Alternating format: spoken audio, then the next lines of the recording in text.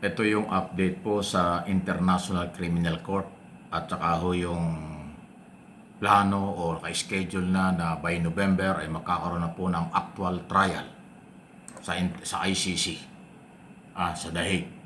Ito pong kasong crime against humanity laban kay dating Pangulong Rodrigo Roa Duterte. At mukhang meron palang development at merong pinag-uusapan na napakarami ito, 7,000 ang mga ebidensya. Ganun ba? Ito yung update kung ano na nangyayari mula kay Attorney Conte, isa sa mga prosecutors, isa ho sa mga nagtatanggol sa mga alleged victim ng human rights violation. So, ganun din naman dito sa Pilipinas, bago magsimula ang trial, dapat nakapagpalitan na ng ebidensya para walang surprise. Required na ibigay ang lahat ng klaseng ebidensya na makukuha ng anumang party, particularly yung prosecution. So, yung nag-aakusa, kung meron siyang na-interview na witness na ang sinasabi ay hindi kasalanan nung akusado, dapat din niyang i-disclose. Kaya, yung pong bilang, kailangan din nating tingnan niya ng parang 3 categories. Unang category, yung talagang incriminating. Pangalawang category, yung kailangan lang i-disclose pero posibleng hindi incriminating, posibleng background information, kumbaga. Pero the third category is potentially exonerating evidence. Yan. Potentially exonerating. Ibig sabihin, posibleng makatulong dun sa depensa. Yung bilang, yung 7,000, parang wow, ang dami. Huwag ma-overwhelm kasi hati-hati naman po yan. And yung bilang, parang konti lang. Yung potentially exonerating, halos 2,000, yung incriminating, tapos I think about 4,000 up to 5,000 yung Rule 77 or yung neutral, kumbaga, background information. So yun po yung breakdown ng 7,000 na piraso ng ebidensya. Ayun. Yun ang sinasabi ni Attorney Maria Cristina Conte.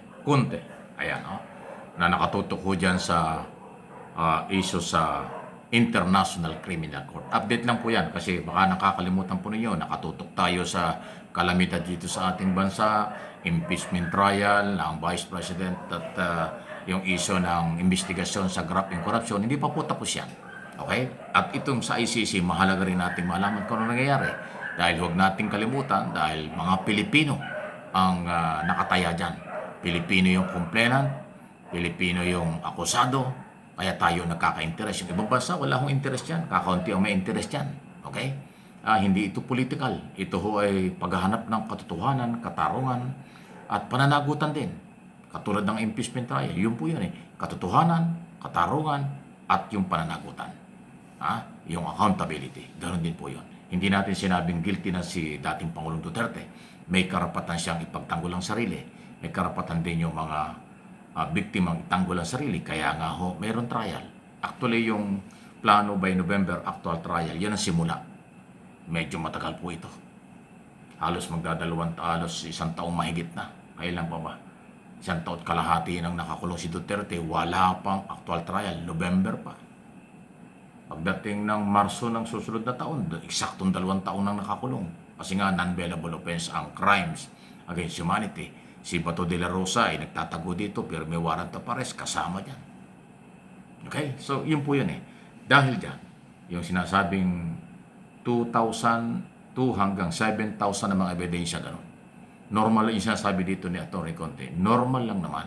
Bago magsimula yung actual trial, mayroong presentation ng mga ebidensya. Kaya nagkakaroon tayo ng balita at impormasyon talaga kung gaano karami ang posibleng ebidensya. Yung kabilang side, katulad ng mga kampo ni Duterte, ni former President Duterte, at yung kanyang defense counsel, pwede rin siya mag-preside or magpresenta, magharap ng kanilang counter evidence or testigo. Ganon din po yan. Para din dito sa atin sa Pilipinas. Pag ang kaso nasa korte, may karapatan ang magkabilang panig, prosecutors at defense. Parang dito rin sa impeachment court. Iba itong impeachment court. Ganon din. Presentation ng prosecutors ng kailang ebidensya at testigo sa susunod na mga araw, bibigyan ng pagkakataon yung defense. Kaya nga bago nagkaroon ng trial, merong pre-trial conference submission ng dokumento, pangalan ng ebidensya, ng testigo at mga dokumento para mamarkahan, para yun ang tatalakayin sa actual trial. Nangyayari yan sa ating korte, nangyayari sa impeachment court, ganon din pala ang proseso sa International Criminal Court. Kaya walang dapat ikabahala na magiging one-sided. Walang ganon. Labanan talaga ng ebidensya at testigo. Laban sa ebidensya at testigo rin ng magkabilang panig, ng akusado. Ayan po yun. So, huwag natin kalimutan yan. Pilipino ang complainant, Pilipino ang akusado sa ICC. Ayan. Hindi ho ito biro. Ito isang makasaysayang kaganapan sa actual trial. First time na Philippine President ay sasailalim sa trial sa International Criminal Court. Although yung iba ayaw pa rin tanggapin yan, illegal daw, mali yan, pakikialam yan. So, yan ho yung kanilang posisyon. Wala na tayong magagawa doon sa kanilang paniniwala. Pero dahil ang korte na ang merong jurisdiction, pinanindigan nila sila merong jurisdiction, sila yung merong karapatan kung ano ang kalagayan at saan ang pagkakakulong nga nananatili sa dahig si Duterte. Ayun po yun. So, good luck sa inyong lahat. Good luck sa mga complainant. Good luck sa akusado. Dahil yung actual trial na gagawin, hindi natin alam kung gaano katagal yan. So, pahabaan ito ng PC, ng gastusan. Pahabaan din ito at palawakan din ng pangunawa. Kasi pag nasa korte talaga, kahit sino ka, hindi mo magagamit ang iyong influensya. Hindi mo pwedeng madaliin ang korte, takutin ang korte, i-pressure ang korte. Hindi po. Kahit saan sa buong mundo, ang korte pag mayroong jurisdiction, sila ang susunod. Sila ang masusunod. Hindi prosecutors, hindi depensa, hindi akusado. Ayan po yan. Kaya napakahirap. Maging maingat, mahirap magkakaso. Hindi lang dito sa Pilipinas, lalo na sa international court, lalo na sa labas ng bansa. Kasi iba ang policy doon, iba ang batas doon, at iba ho ang kultura. Iba din po ang environment. Maraming iba. Kaya nga yung may mga kaso sa abroad, tapos merong petition for extradition, nako, talagang may stress ka dyan. Kasi yan ay mananagot ka sa batas nila ron. Pananagutin ka sa batas nila ron.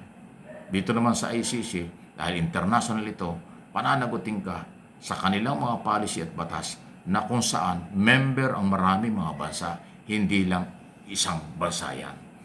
Huwag natin kalimutan yan ang ICC, hindi yan sa Netherlands lang o sa dahig lang. Yan ay policy at korte ng iba-ibang mga bansa na kasali dyan. Yung ibang mga bansa dyan ayaw, katulad ng Amerika, ayaw ng Amerika dyan. Wala tayong magagawa. Wala nang magagawa ang Amerika sa kanila. Kahit na isang sumpa ng Amerika yan, kung ayaw nila, kung gusto nila, wala lang. Hindi naman maa-abolish yung ICC. Dahil yan ay hawak at control ng maraming mga bansang naniniwala.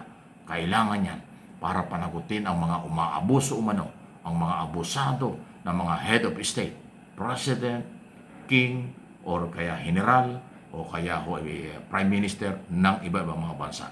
Kaya nga ICC ang tawag. For your information lang yan. Please like, share, subscribe, and follow.